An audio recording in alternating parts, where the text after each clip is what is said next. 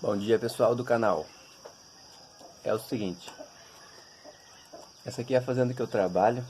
Meu serviço não é esse. Isso aqui é só um passatempo. Tiro o leite aqui dessas vacas para poder tratar desses bezerros e para a gente consumir só.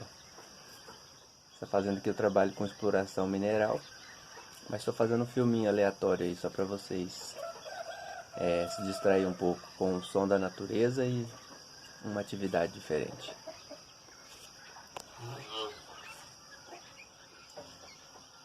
Aquelas ali as duas vacas que nós vamos tirar leite agora.